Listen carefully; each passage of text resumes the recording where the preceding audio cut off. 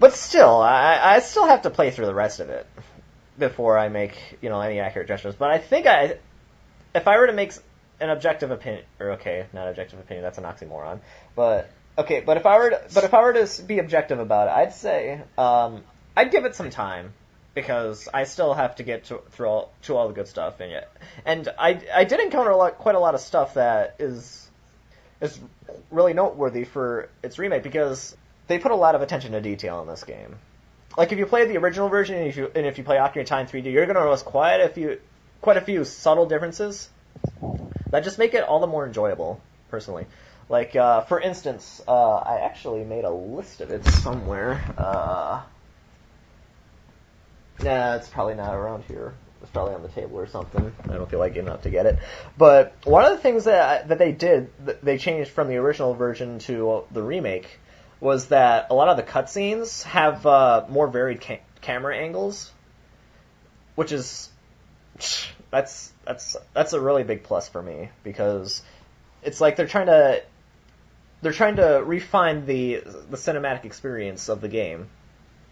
Sorry, I just lost it. It's been updated to accommodate the much shorter attention spans of today's youth. Pretty much. But yeah, the different camera angles and stuff is a nice change for me.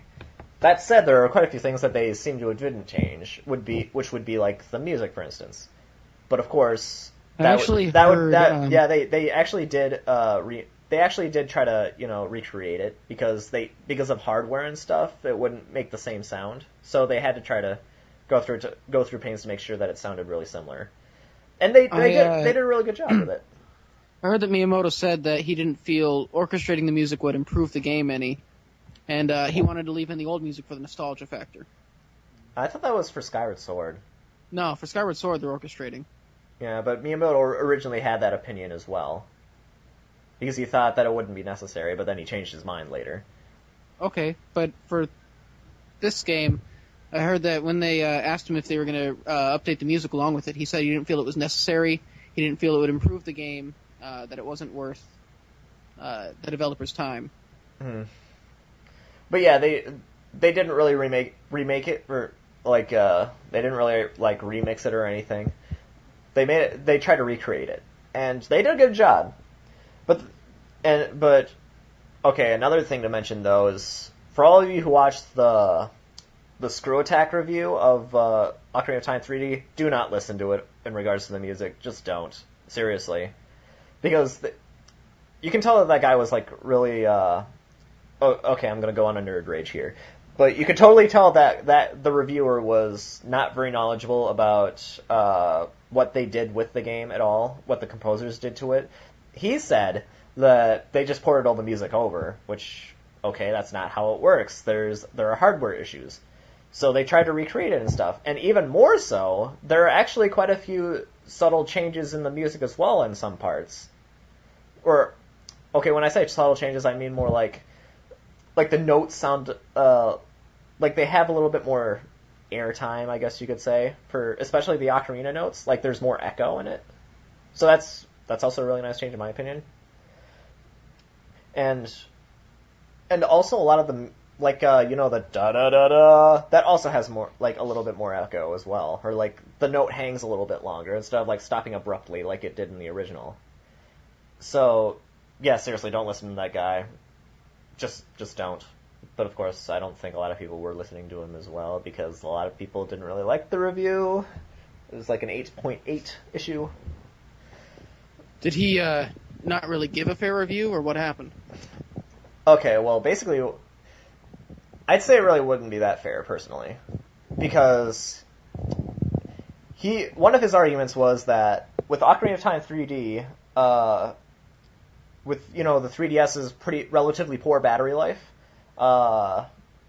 you have this big adventure game that you're taking with you on the go, and if you have to recharge it like 4 times, for a round trip, it's not going to be as enjoyable. But really, I mean, you can't just play your 3DS at home with the charger. I mean, come on.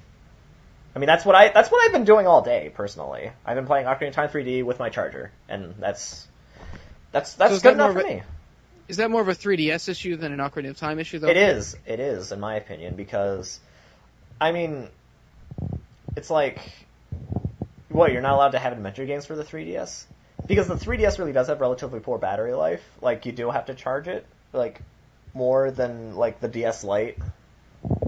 Because it doesn't have, like, a beastly 17-hour battery life like the DS Lite does, sadly. But still, that's, like, really unfair because you can't just play it at home. There are, like, you have, like, many options to, and if you're, I mean, really, a lot of the times, if you're going to be playing, like, a Zelda game, you're going to be playing at home, you know? Unless you're, like, in the car or something, but really, I didn't really think it was that fair, and I'm sure a lot of people didn't think it was that fair either. He seemed to just put aside with, like, a lot of the crap games or whatever. So, yeah. So, yeah, nerd rage over. Let's get back. Party on, Mags.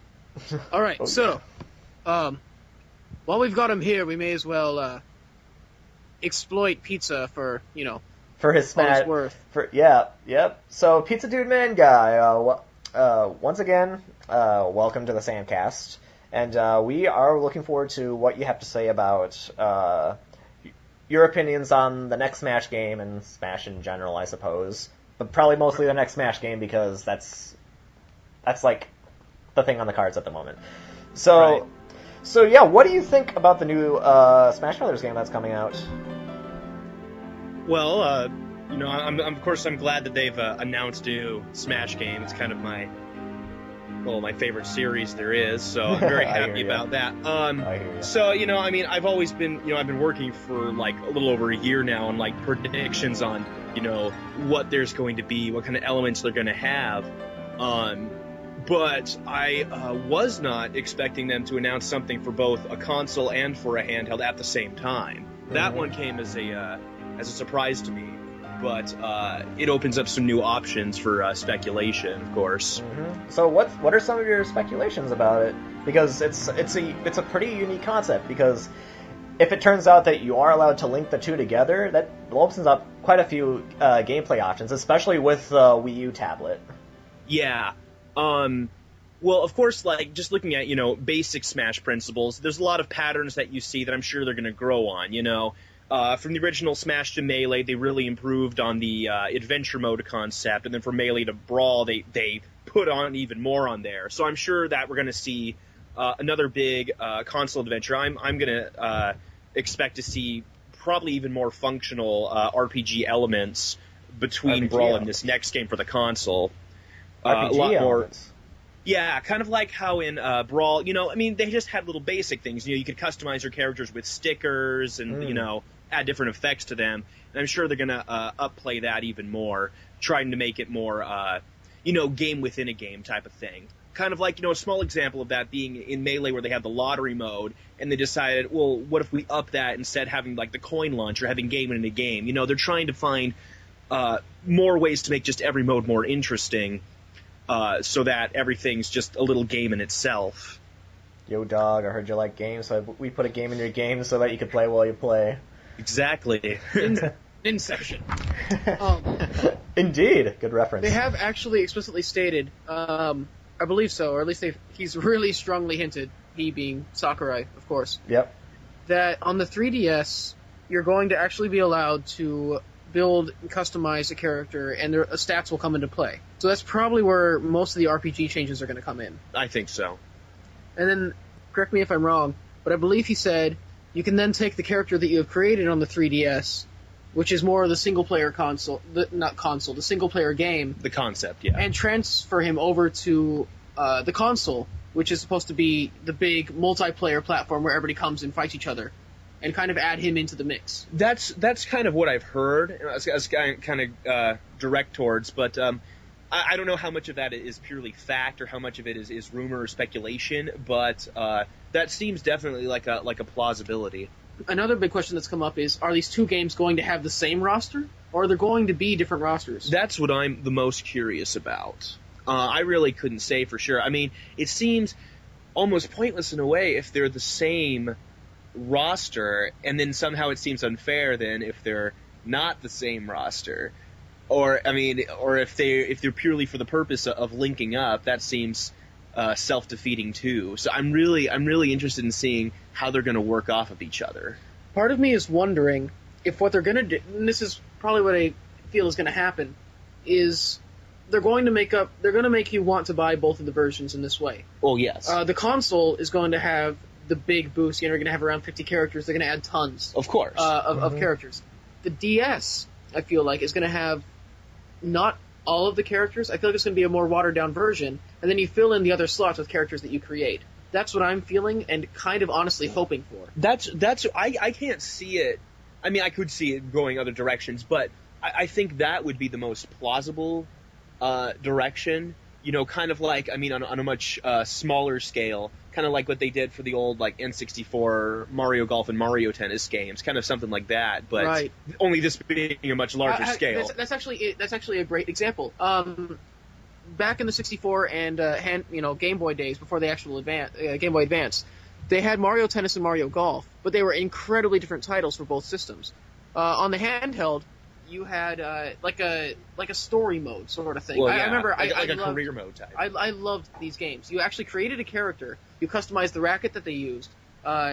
You would play challenges. You would get better and better, and then you actually could put the game into the little attachment for the back of the 64 controller and put him into the 64 tennis game. Yeah. And he would play there against all the pre-made characters. Impressive. And it was a really, really awesome concept. Maybe that's what they're doing as well.